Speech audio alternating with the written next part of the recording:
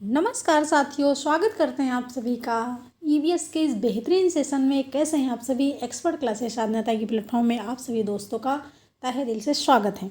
तो साथियों, यहाँ पर ईवीएस के ऐसे 40 प्रश्न लेकर आए हैं जो आपके सीटेट एग्जाम में हर बार ट्रेंड होते हैं। तो यहाँ से आप बेहतर तैयारी कर सकते हैं, क्योंकि आपको जो प्रश्न मिलेंगे बहुत ही यूनिक प्रश्न मिलेंगे और सीटेट एग्जाम में आपकी बहुत हेल्प करेंगे। तो चलिए क्लास को स्टार्ट करते हैं। कंसंट्रेशन के साथ आप क्लास से जुड़िए और वीडियो को शेयर करिए। प्रश्न नंबर 1 है कि खाद्य संरक्षण के लिए निम्नलिखित में से कौन सा जोड़ा ठीक नहीं है।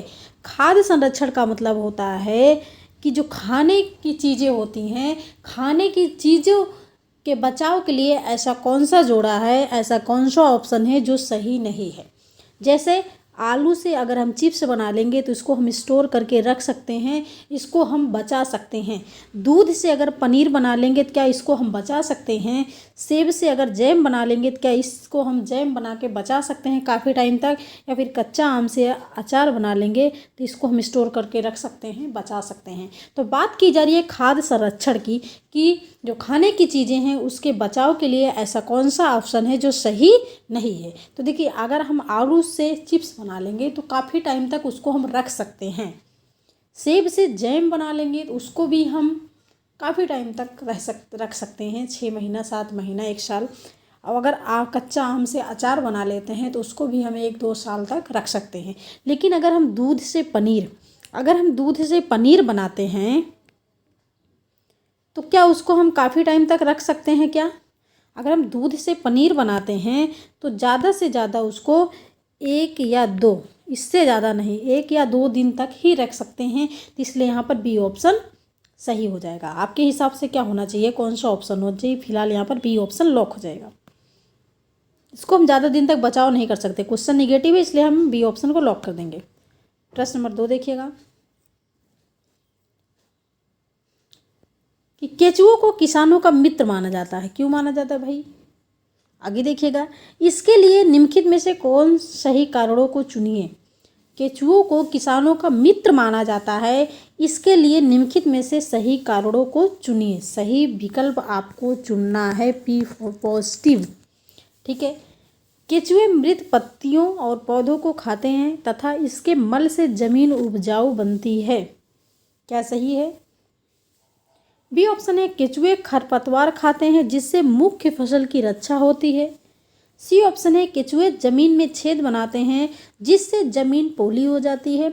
और डी ऑप्शन है, केचुओं द्वारा बनाए गए छेदों से जमीन को आसानी से हवा और पानी मिल जाता है। बताइए कौन सा ऑप्शन यहाँ पर लॉक करेंगे? कौन सा ऑप्शन यहाँ पर लॉक होगा?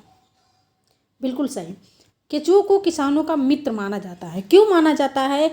क्योंकि केचुए जो है मृत पत्तियों और पौधों को खाते हैं तथा उनके मल से ज़मीन उपजाऊ बनती है। बिल्कुल ए क्या है आपका?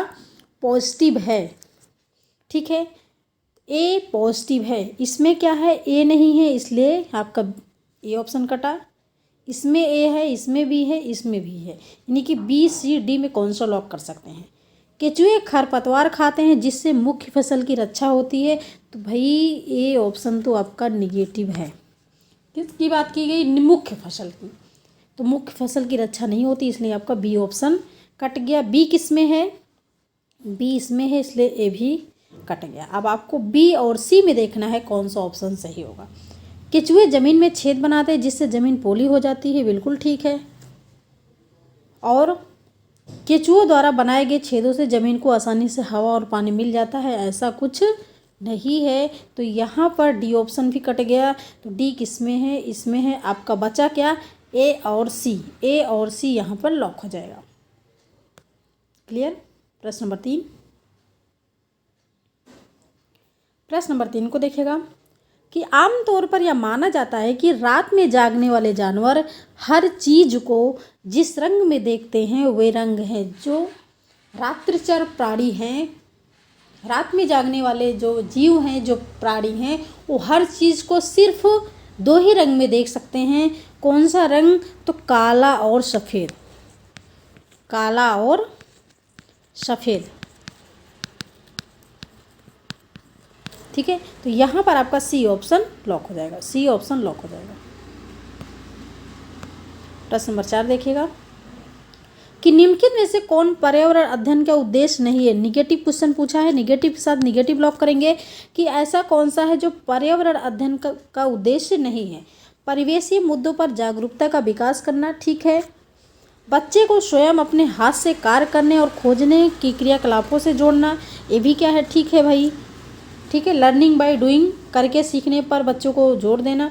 बच्चों को पाठ्यपुस्तक की परिभाषाएं प्रदान करने के लिए प्रोत्साहित करना और बच्चों की जिज्ञासा और सृजनात्मकता का पोषण करना, तो ये भी क्या है भाई, क्रिएटिव एजुकेशन, ये भी ठीक है, पॉजिटिव है। लेकिन बात की गई है निगेटिव की, तो परिभाषाएं हमेशा आपके रटने पर बल देती हैं, और रटना क्या है, रटना आपका निगेटिव है, और निगेटिव हो जाएगा आपका सी ऑप्शन।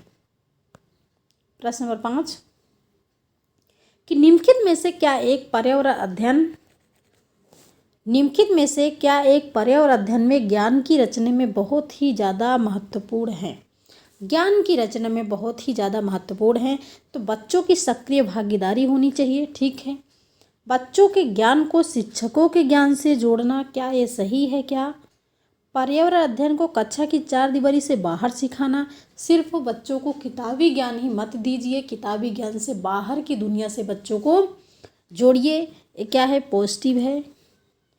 बच्चों के स्थानीय ज्ञान को विद्यालय के ज्ञान से संबंधित करना, बच्चा जिस स्थान से रहता है, जिस स्थान में रहता है, माने उसकी जो भाषा है, उस ज्ञान से, उसका जो अनुभव है, उस ज्ञान से आप विद्यालय के ज्ञान से उसको जोड़िए, ये भी पॉजिटिव है। और आपका ए भी पॉजिटिव है, यानी कि ए, सी और डी पॉजिटिव है, लेकिन आपका बी ऑप्शन निगेटिव है। क्यों निगेटिव है, कि बच्चों के ज्ञान को शिक्षकों के ज्ञान से जोड़ना, ए आपका निगेटिव है, ठीक है।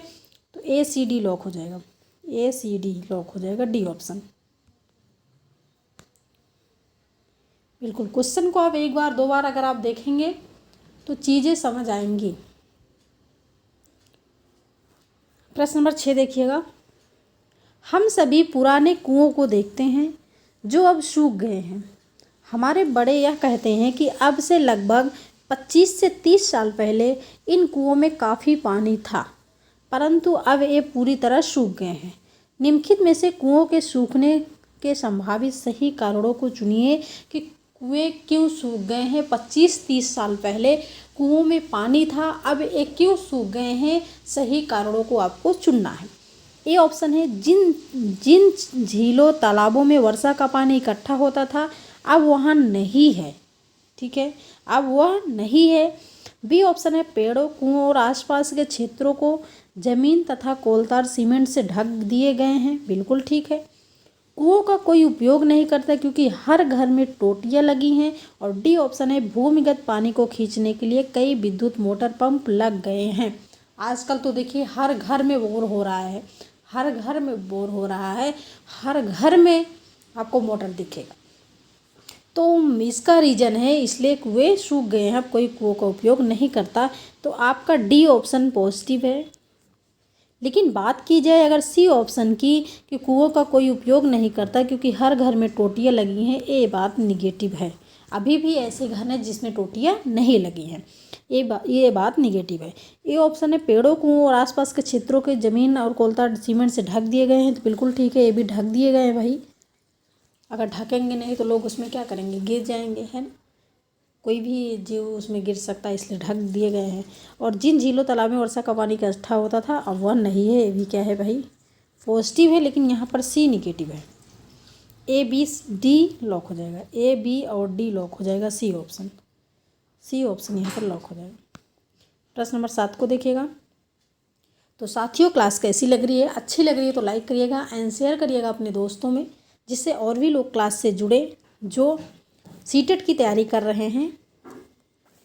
प्रश्न नंबर 7 को देखिएगा। नेपेंथिस वह पौधा है जो शिकार करता है कि विषय में नीचे दिए गए कथनों पर विचार कीजिए, क्या सही कथन आपको चुनना है। नेपेंथिस के बारे में ये कहाँ पाया जाता है, यह पौधा ऑस्ट्रेलिया, इंडोनेशिया और भारत में पाया जाता है, यहाँ पर होना चाहिए। मेघालय में पाया जाता है, इसका आकार घड़े जैसा होता है, इसका होना चाहिए कि यह पौधा ऑस्ट्रेलिया, इंडोनेशिया और भारत के मेघालय में पाया जाता है, ठीक है। थोड़ा सा यहाँ पर स्टेटमेंट गलत है। इसका आकार घड़े जैसा होता है और इसका मुंह एक पत्ती से ढका होता है। बिल्कुल इसका आकार घड़े जैसा होता है। यह केवल छोटे कीड़े मकोड़ों को फंसाकर उनका शिकार करता है और यह छोटे कीड़े मकोड़ों को खींचने के लिए मोहक आवाज़ निकालता है जो इसमें फंस जाते हैं और बाहर निकल नहीं पाते हैं। तो पहली बात कि अगर आपको ये ऑप्शन नहीं भी पता है तो केवल आपका निगेटिव होता है। केवल मात्र सिर्फ ये आपका निगेटिव होता है। ठीक है, तो केवल से हम इसको निगेटिव कर देंगे। और सी ऑप्शन में देखिएगा कि केवल के अलावा भी यह छोटे कीड़े मकोड़ों को तो ठीक है, लेकिन यहाँ तक कि मेढकों को भी, चूहों को भी फंसा कर खा जाता है। तो यहाँ पर मेढकों कीड़ों की बात नहीं की गई है, यहाँ बात की गई है कि यह केवल छोटे कीड़े मकोड़ों को, इसलिए ये गलत है। लेकिन केवल भी आपका जो है टैग वर्ड के हिसाब से देखेंगे तो गलत है। ठीक है, और यह छोटे कीड़े मकोड़ों को खींचने के लिए कोई मोहक आवाज़ नहीं निकालता है, इसलिए आपका डी ऑप्शन भी निगेटिव है। ए और बी लॉक हो जाएगा। ए और बी यहाँ पर यानी कि बी ऑप्शन लॉक हो जाएगा। बी ऑप्शन यहाँ पर लॉक हो जाएगा। प्रश्न नंबर 8, रेगिस्तानी ओक नाम का एक पेड़ है जो पाया जाता है, कहाँ पाया जाता है? हमेशा आप पढ़ते हैं, कहाँ पाया जाता है? रेगिस्तानों में या फिर ऑस्ट्रेलिया में? ये बहुत आसान प्रश्न है। तो सी ऑप्शन ऑस्ट्रेलिया में पाया जाता है।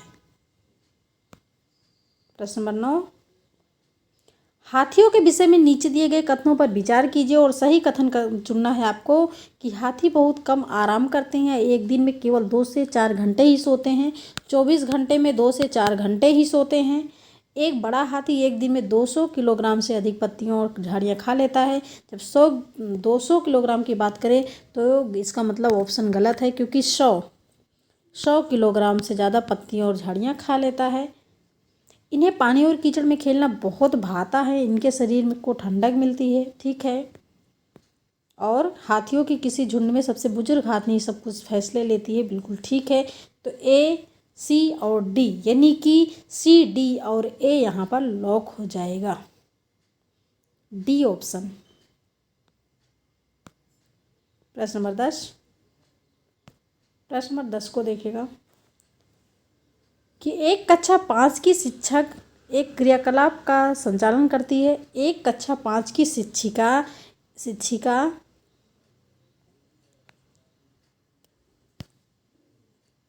एक क्रियाकलाप का संचालन करती है जिसमें वह कक्षा के बच्चों से फर्श पर चीनी के कुछ दाने डालने को कहती है और उनको चींटियों के आने का इंतजार करने को कहती है।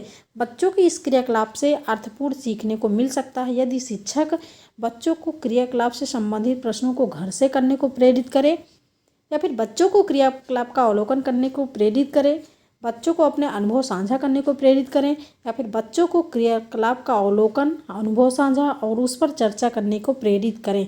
तो बिल्कुल ठीक है डी ऑप्शन कि अगर बच्चों को क्रियाकलाप में शामिल करें, ऑब्जर्वेशन में शामिल करें, उनको उनका एक्सपीरियंस में शामिल करें और उस पर चर्चा करने को प्रेरित करें तो बच्चे ज़्यादा अच्छा से सीखेंगे। डी ऑप्शन लॉक हो जाएगा।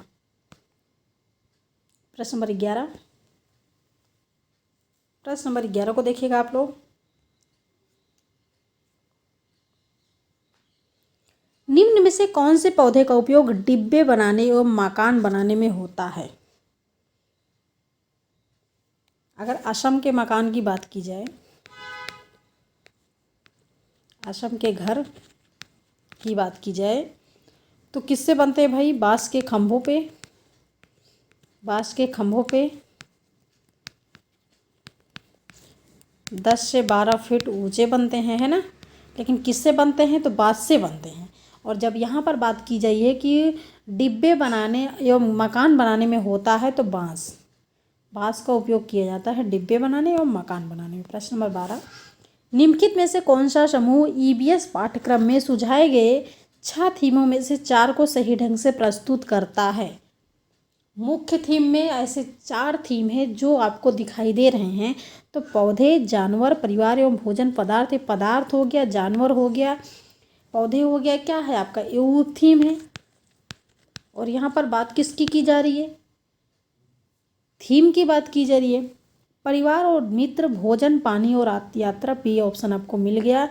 बाकी सभी आपके उप थीम है, क्योंकि यहाँ पर पौधे पदार्थ है, यहाँ पर पदार्थ और जो है पदार्थ भी यहाँ पर है, यहाँ खेल है, काम है, ये आपके उप थीम है और बात की जा रही है मुख्य थीम की, इसलिए बी ऑप्शन लॉक हो जाएगा। प्रश्न नंबर 13, बिहार के लोगों के लिए मधुमक्खी पालन हो गया। प्रारंभ करने की सबसे अच्छी अवधि है, यानी कि मधुमक्खी जो पालन किया जाता है वो क्या करते भाई, मधुमक्खी पालन के लिए लीची के जो फूल होते हैं उसका रस एकत्रित करते हैं, या फिर एक बक्सा होता है, बक्सा जिसमें चीनी को घुला के संग्रहित करके उसको रखते हैं। तो यहाँ पर बात की जा रही है कि बिहार के लोगों के लिए मधुमक्खी पालन प्रारंभ करने की सबसे अच्छी अवधि कौन सी है, किस टाइम में हम मधुमक्खी पालन कर सकते हैं। तो बात की जाए जुलाई से दिसंबर, अक्टूबर से दिसंबर, जनवरी से मार्च या फिर अप्रैल से जून, तो बी ऑप्शन हो जाएगा अक्टूबर से दिसंबर मधुमक्खी पालन का सही समय है। प्रश्न नंबर 14, कुड़ुक भाषा कुड़ुक कहाँ के लोगों की बोलचाल की भाषा है।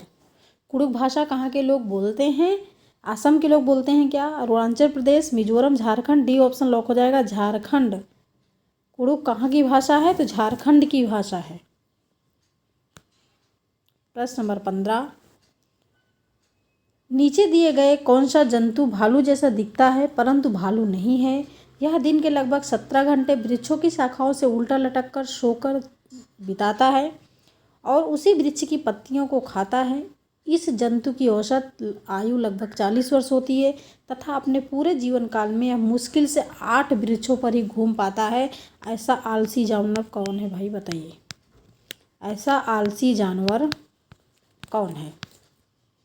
आपको यहाँ पर फैक्ट दिख गया, अब आप बताइएगा कि कौन सा है। क्या चिंपैंजी की बात की जा रही है, लंगूर की बात की जा रही है, पांडा की बात की जा रही है, फिर सलाद की बात की जा रही है। लॉक करिएगा, इसका आंसर क्या होगा।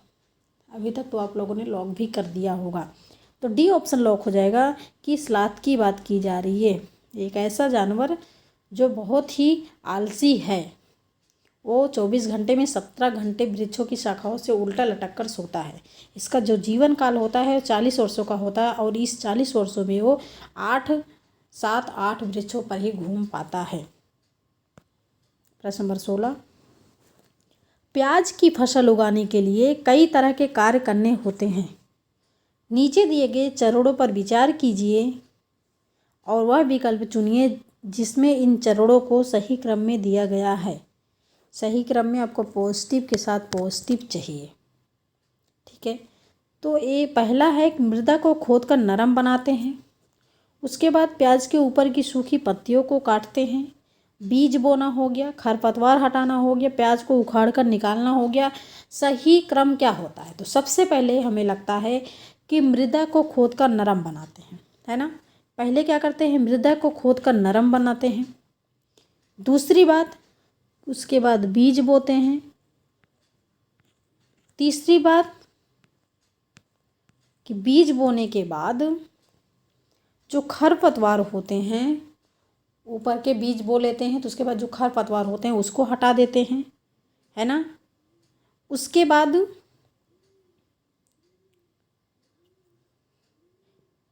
और खरपतवार हटाते हैं। तीसरी बात खरपतवार हटाते हैं। चौथी बात क्या करते हैं, प्याज को उखाड़ कर निकालते हैं, है ना, प्याज को उखाड़ कर निकालते हैं। उसके बाद हम क्या करते हैं, प्याज के ऊपर की सूखी पत्तियों को काटते हैं। तो ये हो गया, ऐसे करते हैं। पहली बात कि मृदा को खोद कर नरम बनाते हैं, उसके बाद बीज बोते हैं, फिर खरपतवार हटाते हैं, फिर प्याज को उखाड़ कर निकालते हैं, फिर प्याज के ऊपर की सूखी पत्तियों को काटते हैं। तो ये क्या हो गया, ये सही है भाई, पहला। उसके बाद तीसरा, उसके बाद चौथा, उसके बाद दूसरा, क्या, पांचवा और दूसरा। तो यहाँ पर पहला, तीसरा, चौथा, पांचवा और दूसरा, ए ऑप्शन लॉक हो जाएगा। ए ऑप्शन लॉक हो जाएगा।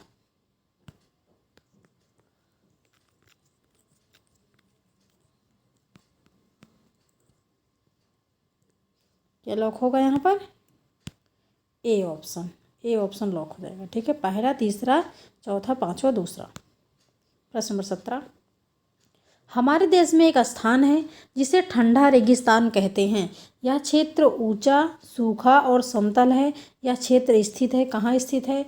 शिलांग, मेघालय में, दार्जिलिंग में, पश्चिम बंगाल में, शिमला, हिमाचल प्रदेश में, या फिर लेह लद्दाख की बात की जा रही है। एक ठंडा रेगिस्तान होता है और दूसरा होता है गर्म रेगिस्तान। जहाँ पर जो रेगिस्तान होते हों मतलब वो गर्म होते हैं। तो जब ठंडा की बात की जाए तो हम क्या लॉक करेंगे? लेह लद्दाख की बात हो रही है, यहाँ पर लेह लद्दाख को हम लॉक कर देंगे। प्रश्न नंबर 18, पर्यावरण अध्ययन पाठ्यक्रम बच्चों की समग्र शिक्षण का कारण बन सकता है यदि यह है। पर्यावरण जो है अध्ययन पाठ्यक्रम बच्चों की समग्र शिक्षण का कारण बन सकता है यदि यह है एकीकृत, समावेशी, विषयगत या फिर यह सभी। कारण बन सकता है, लेकिन अगर यह हो समावेशी तो जिसमें सभी बच्चे शामिल हों। प्रश्न नंबर 19, महामारी के दौर में चिकित्सकों ने विटामिन सी से भरपूर भोजन करने का परामर्श दिया, सलाह दी। महामारी के दौर में चिकित्सकों या डॉक्टरों ने विटामिन सी से भरपूर भोजन करने का परामर्श दिया। उस समूह को चुनिए जिसमें विटामिन सी प्रचुर मात्रा में है, बताइए। ब्रोकली में, सोयाबीन में, काली मिर्च में। क्या काली मिर्च में विटामिन सी पाया जाता है? नहीं पाया जाता। स्ट्रॉबेरी, संतरा में पाया जाता है, लेकिन क्या सोयाबीन में पाया जाता है? नहीं पाया जाता, क्योंकि जो विटामिन सी पाया जाएगा वो खट्टे चीज़ों में, जैसे कि आंवला हो गया, नींबू हो गया, स्ट्रॉबेरी हो गया, संतरा हो गया, इस सब चीज़ों में विटामिन सी पाया जाता है जो खट्टे पदार्थ होते हैं। दूध हो गया, स्ट्रॉबेरी हो गया, नींबू, लेकिन दूध में विटामिन सी पाया जाता है? नहीं पाया जाता है। ब्रोकली हो गया, स्ट्रॉबेरी हो गया, नींबू हो गया, तो ब्रोकली, स्ट्रॉबेरी, नींबू में विटामिन सी पाया जाता है। डी ऑप्शन यहाँ पर लॉक हो जाएगा। प्रश्न नंबर 20, एक अध्यापिका को कक्षा 4 के बच्चों को शीघ्रता से बनने वाले नाश्ते के संबंध में कक्षा में पढ़ाना है कि ऐसा नाश्ता, ऐसा ब्रेकफास्ट जो शीघ्र बन जाए, जल्दी बन जाए, तो उस विषय में बच्चों को पढ़ाना है, कक्षा 4 के बच्चों को। तो शीघ्रता से कौन सा व्यंजन तैयार हो सकता है? बताइए जो जल्दी बन जाए, ऐसा कौन सा नाश्ता है जो जल्दी बन जाए? अंडे का सैंडविच, कस्टर्ड, डोसा, भेलपूरी। शीघ्रता से क्या बन सकता है भाई? तो जितने टाइम में सारी चीज़ें बनेंगी उससे कम समय में भेलपूरी बन जाएगा, जो कि आजकल आपको बहुत आसानी से मिल जाता है। स्टेशन पे कहीं भी जाओ मार्केट में भेलपूरी बहुत कम समय में, उस ज़्यादा से ज़्यादा 2 मिनट। डी ऑप्शन लॉक हो जाएगा, यही जल्दी बन जाएगा। प्रश्न नंबर 21, निम्न में से कौन सा आपका परजीवी पौधा है? परजीवी का मतलब होता है जो दूसरों पे निर्भर हो। ऐसा पौधा जो जिस पेड़ पे रहे उसी को पूरी तरह से ख़त्म कर दे, उसको कहते हैं परजीवी पौधा। पीपल हो गया, अंगूर हो गया, मनी प्लांट हो गया, अमरबेल हो गया। तो मनी प्लांट भी ऐसे ही रहता है, अंगूर भी, पीपल भी, तो भाई एक पेड़ ही है विशाल। लेकिन अगर अमरबेल की बात करें तो अमरबेल जो है परजीवी पौधा है।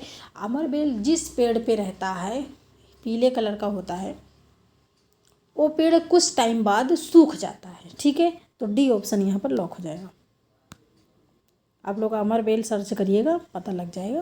प्रश्न नंबर 22, एक पारिस्थितिकी वातावरण के पिरामिड में तीसरा पोषण स्तर क्या है? तीसरा अपघटक, उत्पादक, शाकाहारी, मांसाहारी।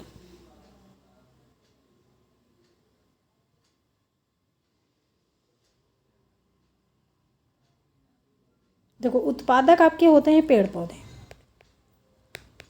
है ना, उत्पादक होते हैं पेड़ पौधे। लेकिन जो पेड़ पौधे को खाएगा वो क्या होगा भाई? वो तो शाकाहारी होगा। पेड़ पौधों को कौन खाएगा? पेड़ पौधों को खाएगा जो शाकाहारी होगा, जैसे कि गाय हो गया, बकरी हो गया, या फिर हिरण हो गया। ये क्या है? शाकाहारी। लेकिन इन शाकाहारी को जो खाएगा वो क्या होगा? वो होगा मांसाहारी, है ना। जो शाकाहारी को, भेड़ बकरियों को जो खाएगा वो होगा मांसाहारी। तो ये पहला, तीसरा पिरामिड तो यही हुआ, इसलिए डी ऑप्शन लॉक हो जाएगा। प्रश्न नंबर 23, प्राथमिक स्तर पर पर्यावरण अध्ययन पढ़ाने के निम्नलिखित में से कौन सा पहलू सबसे महत्वपूर्ण होना चाहिए? एक पूछा जाता है सबसे कम महत्वपूर्ण, एक होता है सबसे ज़्यादा महत्वपूर्ण। जब सबसे महत्वपूर्ण पूछा जाए तो 4 ऑप्शन में जो सबसे ज़्यादा पॉजिटिव लगे, बड़ा लगे, उस ऑप्शन को आप लॉक करिएगा।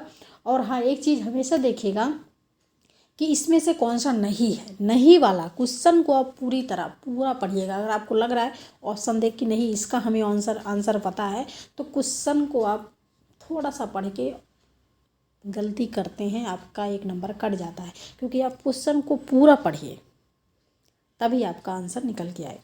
तो प्राथमिक स्तर पर पर्यावरण अध्ययन पढ़ाने के लिए निम्नलिखित में से कौन सा पहलू सबसे महत्वपूर्ण होना चाहिए? तो क्रियाकलाप संचालित करना तथा कौशलों का विकास करना, ठीक है। आकलन में सफलता प्राप्त करना, हो सकता है। विज्ञान की आधारभूत संकल्पनाओं और धारणाओं को समझना, बिल्कुल ठीक है। सीखने वालों को प्राकृतिक और सामाजिक सांस्कृतिक पर्यावरण से जोड़ना। डी ऑप्शन सबसे ज़्यादा पॉजिटिव है, क्योंकि बच्चा क्या है, बच्चा बहुत छोटा है। अगर आप उसको प्राकृतिक वातावरण देंगे, सामाजिक सांस्कृतिक पर्यावरण से जोड़ेंगे, तो बच्चा ज़्यादा बेहतर सीखेगा। और यही सबसे महत्वपूर्ण पहलू है ईवीएस पढ़ाने का। डी ऑप्शन लॉक हो जाएगा। प्रश्न नंबर 24, राष्ट्रीय पाठचर्या की रूपरेखा एनसीईआरटी 2005 ने कक्षा 1 और 2 के लिए पर्यावरण अध्ययन की किसी पाठ्यक्रम या पाठ्यपुस्तक की संस्तुति नहीं की है। इसके लिए सबसे उपयुक्त कारण क्या हो सकता है? एनसीईआरटी 2005 ने कक्षा 1 और 2 के बच्चों के लिए कोई पर्यावरण की पाठ्यपुस्तक या पाठ्यक्रम का संचालन नहीं किया है। तो इसका कारण क्या हो सकता है कि पाठ्यक्रम का भार कम करने के लिए ऐसा किया है क्या? गलत। पर्यावरण अध्ययन केवल कक्षा 3 से आगे की कक्षाओं के लिए है, इसलिए क्या ऐसा है कि पर्यावरण जो है अध्ययन कक्षा 3 के कक्षाओं के लिए इसलिए नहीं लागू हुआ है? ये भी भाई क्या है भाई, गलत है। कक्षा 1 और 2 के विद्यार्थी पढ़ना लिखना नहीं जानते, ये तो भाई बच्चों के अनहित में बातें हो गई, बिल्कुल गलत। संदर्भ युक्त अधिगम परिवेश प्रदान करने के लिए, बिल्कुल सही। बच्चों को प्राकृतिक वातावरण देने के लिए एनसीईआरटी 2005 ने कक्षा 1 और 2 के बच्चों को पर्यावरण की कोई भी पाठ्यक्रम या फिर किताबें लागू नहीं की गई है, ताकि बच्चों को प्राकृतिक वातावरण मिल सके। क्लियर? डी ऑप्शन लॉक हो जाएगा। आई होप कि आप लोग समझ गए होंगे। बहुत अच्छा। प्रश्न नंबर 25 को देखिएगा। यहाँ पर आप 40 प्रश्न हैं। अगर आप 40 प्रश्न को अच्छी तरह पढ़ लेते हो तो ज़्यादा नहीं, लेकिन आपके 15 से 20 प्रश्न कहीं नहीं गए हैं आपके सीट एग्जाम में ईवीएस में। तरीका कैसा भी हो, लेकिन प्रश्न आएंगे यहीं से। प्रश्न नंबर 25 को देखिएगा।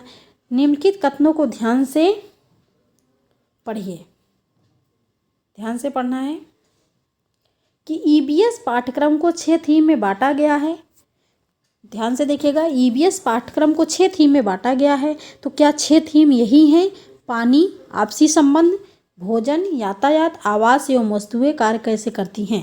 क्या यही 6 थीम है क्या? भाई आप कहोगे कि हमने तो पढ़ा है भोजन, पानी, यात्रा, आवास और परिवार एवं मित्र चीज़ें कैसे बनाते और करते हैं। हमने आपसी संबंध तो नहीं पढ़ा, हमने वस्तुएं कैसे कार्य करती हैं नहीं पढ़ा, और यातायात हमने नहीं पढ़ा। जब नहीं पढ़ा 6 थीम में, तो आपका इसका मतलब कथन पहला तो गलत है ना, गलत है।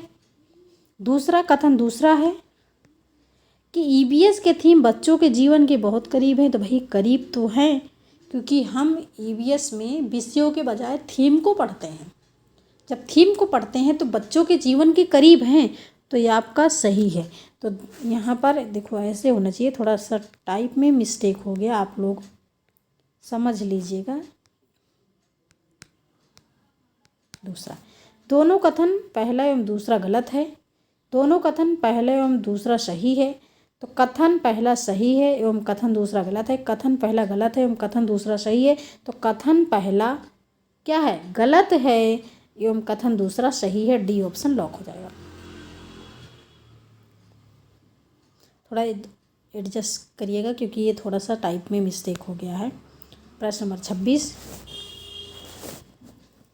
निम्नलिखित में से क्या पर्यावरण अध्ययन में बच्चों के द्वारा ज्ञान की रचना में महत्वपूर्ण है? तो बच्चों का सक्रिय भाग लेना, समुदाय के सदस्य होने चाहिए। देखो, बच्चों का सक्रिय भाग लेना, अगर बच्चे सक्रिय भाग लेते हैं तब भी ज्ञान की रचना में महत्वपूर्ण है। बच्चों के समुदाय के सदस्य, बच्चे के घर के सदस्य होने चाहिए, फिर भी ठीक है। पर्यावरण अध्ययन की पाठ्य पुस्तकें भी ठीक हैं, और पर्यावरण अध्ययन की पाठ्य पुस्तकों में दी गई व्याख्या और परिभाषा, तो एक इस पर बल देंगे, रटने पर बल देंगे क्योंकि परिभाषा हो गई, व्याख्या हो गई। तो ए बी और सी पहला ऑप्शन लॉक हो जाएगा। प्रश्न नंबर 27, पर्यावरण अध्ययन में शिल्पकला और चित्रकला को समूह में करके सीखने पर बल दिया जाता है क्योंकि कक्षा की अनुशासनहीनता को रोकने के लिए समूह में सीखना शिक्षकों के लिए एक आसान और बहुत प्रभावी युक्ति है। जब आसान की बात करें तो तुरंत ऑप्शन को निगेटिव करिएगा। समूह में सीखना सहपाठी द्वारा सीखने को प्रोत्साहित करता है, ठीक है। समूह में सीखना कक्षा में सामाजिक अंतःक्रिया को बेहतर बनाता है। अगर बच्चा समूह में सीखेगा, 5 का समूह होगा तो बच्चा एक दूसरे से बातचीत करेगा, और बातचीत करेगा तो सामाजिक अंतःक्रिया होगा, ठीक है। समूह में सीखना पर्यावरण अध्ययन के पाठ्यक्रम को समय पर पूरा करने में सहायता करता है। तो ऐसा कोई कंफर्म नहीं है कि बच्चे को अगर आप समूह में सिखाते हैं तो उससे आपका पाठ्यक्रम समय पर पूरा हो जाएगा, ऐसा कुछ भी नहीं है, डिपेंड करता है बच्चों के सीखने पर। तो इसलिए यहाँ पर डी ऑप्शन भी कट जाएगा, तो बी और सी लॉक हो जाएगा। बी और सी किस में है? सी ऑप्शन यहाँ पर लॉक हो जाएगा। प्रश्न नंबर 28 को देखिएगा। पर्यावरण अध्ययन के पाठ्यक्रम में उप विषयों के स्थान पर थीम को प्रस्तावित किया गया है, क्यों किया गया है? पर्यावरण अध्ययन में पाठों को कम करने के लिए किया गया है, बच्चों के परिवेशीय बोध में वृद्धि करने के लिए, या फिर बच्चों के स्थानीय परिवेश के मुद्दों से जुड़े रहने एवं अंतर संबंधी समझ के विकास के लिए। उप विषयों की तुलना में थीम आधारित पर्यावरण अध्ययन का संपादन आसान है, इसलिए। तो आसान वाला मैंने बताया कि काट दीजिए है। यहाँ पर क्या होना चाहिए भाई? बच्चों के परिवेशीय बोध में वृद्धि करने के लिए या पाठ को कम करने के लिए, ये तो निगेटिव होगा। बी और सी में बताइए कौन सा लॉक होगा? बड़ा आंसर, पॉजिटिव आंसर। तो बच्चों के स्थानीय परिवेश के मुद्दों से जुड़े रहने के लिए और अंतः संबंधी समझ के विकास के लिए हम विषयों के बजाय थीम को पढ़ते हैं। सी ऑप्शन लॉक हो जाएगा। प्रश्न नंबर 29 कि नीचे यहाँ पर होना चाहिए, दिए गए कथनों को ध्यानपूर्वक पढ़ें और सही विकल्प चुनें। अभिकथन ए कह रहा है कि हम अधिक ऊंचाई की तुलना में समुद्र तल पर आसानी से खाना पका सकते हैं। क्या ये सही है? कारण है कि अधिक ऊंचाई पर पानी का क्वथनांक बढ़ जाता है। क्या होना चाहिए? तो ये बात तो सही है कि हम अधिक ऊंचाई की तुलना में समुद्र तल पर भी खाना आसानी से पका सकते हैं, ठीक है। और कारण क्या है कि अधिक ऊंचाई पर पानी का क्वथनांक बढ़ जाता है, तो बढ़ नहीं जाता, घट जाता है, ठीक है। अधिक ऊंचाई पर पानी का क्वथनांक घट जाता है, तो यहाँ पर आर गलत है। दोनों ए और सत्य गलत, दोनों ए और सत्य है, लेकिन आर एक ही सही स्पष्टीकरण नहीं है। ए सत्य है लेकिन आर असत्य है, तो बिल्कुल सही सी ऑप्शन कि ये सही है लेकिन आर गलत है। सी ऑप्शन, कौन सा ऑप्शन? सी ऑप्शन लॉक हो जाएगा। प्रश्न नंबर 30, बच्चों को पर्यावरण अध्ययन को सीखने के लिए खोजने के द्वारा पर्याप्त समय दिया जाता है या इंगित करता है कि पर्यावरण अध्ययन बाल केंद्रित है, पर्यावरण अध्ययन शिक्षक केंद्रित है, पर्यावरण अध्ययन याद करके सीखा जाता है, पर्यावरण अध्ययन सूचनाओं के द्वारा सीखा जाता है। तो अगर बच्चों को आप खोजने के अवसर दे रहे हैं, सीखने के अवसर दे रहे हैं, तो इसका मतलब पर्यावरण अध्ययन कैसा है? बाल केंद्रित है। बी ऑप्शन लॉक हो जाएगा। अब प्रश्न नंबर 31 देखिएगा कि जो व्यक्ति जंगल में कम से कम 25 वर्षों से रह रहे हैं, उसका उस जंगल भूमि पर और उसमें पैदा होने वाली वस्तुओं पर अधिकार है। सही बात है। यह जनादेश किसके द्वारा दिया गया है? यह आदेश किसके द्वारा दिया गया है कि जो व्यक्ति 25 वर्षों से जंगल में रह रहे हैं, उनका उन सभी चीज़ों पर अधिकार है जो जंगल में है, ठीक है। जंगल में है का मतलब कि उस भूमि पर और उसमें पैदा होने वाली वस्तुओं पर। तो भूमि अधिग्रहण अधिनियम 1894 या फिर संविधान आदेश विधेयक 2012 के द्वारा 27/1900 भारतीय जंगल अधिनियम, जंगल अधिकार अधिनियम, बिल्कुल सही, जंगल अधिकार अधिनियम 2007 के द्वारा यह जनादेश घोषित किया गया है। तो हमेशा याद रखिएगा जंगल अधिकार अधिनियम 2007। प्रश्न नंबर 32, जब कोई सपेरा अपना वाद्ययंत्र बीन को बजाता है तो सांप उसकी ध्वनि पर अपने सिर को इधर उधर घुमाता है। आपके विचार से सांप वाद्ययंत्र के प्रति अनुक्रिया कैसे कर रहा है? भाई सांप को सुनाई नहीं देता क्योंकि उसके कान नहीं होते हैं, तो वह महसूस करता है। वह महसूस करता है, क्या महसूस करता है? उत्पन्न कंपन को महसूस करता है। इसलिए बी ऑप्शन लॉक हो जाएगा कि उस वाद्ययंत्र द्वारा उत्पन्न कंपन के प्रति अनुक्रिया करता है, क्योंकि कंपन को वो महसूस करता है। प्रश्न नंबर 33, भारत में किस क्षेत्र में स्थानांतरित खेती करने का रिवाज है? स्थानांतरित खेती को ही कहते हैं झूम खेती। ठीक है, तो उत्तर पूर्वी क्षेत्र, ए ऑप्शन लॉक हो जाएगा। दक्षिण पूर्वी क्षेत्र नहीं, उत्तर पूर्वी क्षेत्र, पूर्वोत्तर राज्य मिजोरम। प्रश्न नंबर 34 देखेगा, ईबीएस शिक्षण अधिगम में कक्षा में प्राप्त अधिगम को विद्यालय के बाहर के जीवन से जोड़ने और इसे समृद्ध करने का तात्पर्य क्या है? हम ईबीएस में बार बार यही क्यों पढ़ते हैं कि पाठ्यक्रम से बच्चों को बाहरी जीवन से जोड़िए, कक्षा के ज्ञान को विद्यालय के बाहर के जीवन से जोड़िए, यही बार बार क्यों कहते हैं? पाठ्य पुस्तकों से बाहर जाने के लिए, वैश्विक पर्यावरणीय मुद्दों और चिंताओं को पाठ्य पुस्तकों से लिंक करने के लिए, पूर्व विद्यालय डिस्कोर्स या फिर पाठचर्या से बाहर जाने के लिए।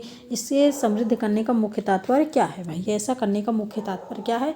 तो पाठचर्या से बाहर जाने के लिए नहीं, पाठ्य पुस्तकों से बाहर जाने के लिए। ठीक है, पाठचर्या का मतलब होता है जो आपके सिलेबस जो है, तो पाठ्य पुस्तकों से आप मतलब पाठ्य पुस्तक को भी पढ़ाइए, लेकिन उससे थोड़ा सा हट के। ए ऑप्शन लॉक हो जाएगा। प्रश्न नंबर 35, पर्यावरण अध्ययन के संदर्भ में बोझ के बिना सीखना क्या कहलाता है? बोझ के बिना सीखना, बच्चों पे किसी भी प्रकार का बोझ मत लागिए। इसका मतलब ये नहीं कि स्कूल बैग का वजन कम कर दीजिए, ईबीएस पाठ्य पुस्तकों में अध्यायों की कम संख्या हो, आवत का भार कम करने की ज़रूरत है, या फिर ईबीएस पाठ्यक्रम को आधा करने की ज़रूरत है। आधा करने की ज़रूरत नहीं है, कम करने की ज़रूरत नहीं है। स्कूल बैग का वजन कम करने की बात यहाँ पर नहीं हो रही है। यहाँ पर बात की जा रही है कि आबोध का भार कम करने की ज़रूरत है। बच्चा क्या है, ना समझ है, बच्चा बहुत छोटा है और उसका भार कम करने की ज़रूरत है। प्रश्न नंबर 36, ईबीएस कक्षा में समूह में सीखने का क्या उद्देश्य है? लड़के और लड़कियां अलग अलग सीख सकते हैं। कम और उच्च प्रदर्शन वाले छात्रों को अलग करना और उपचारात्मक शिक्षण देना। सहयोग के मूल्यों को लागू करने, एक साथ काम करने, प्रत्येक बच्चों को सक्रिय रूप से भाग लेने और सीखने में सक्षम बनाना। छात्रों को आसानी से क्या है भाई, ये तो होना चाहिए गलत।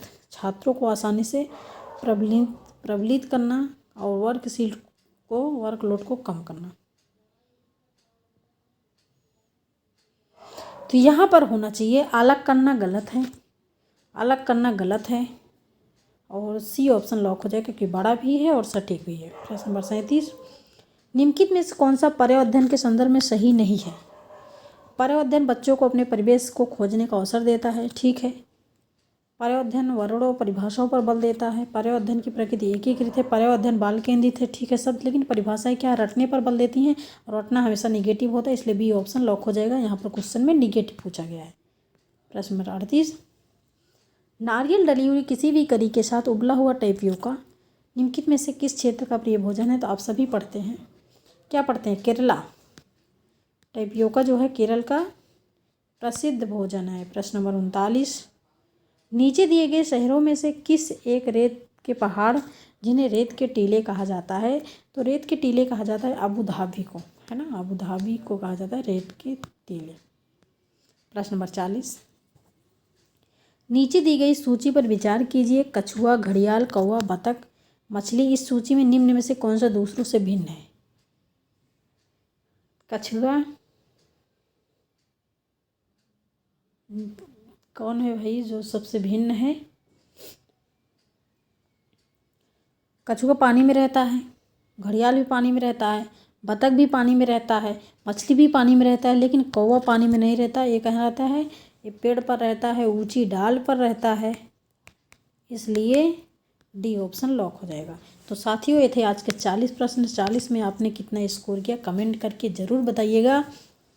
और क्लास अच्छी लगी हो तो थोड़ा सा शेयर कर दीजिएगा और वीडियो को लाइक करिएगा।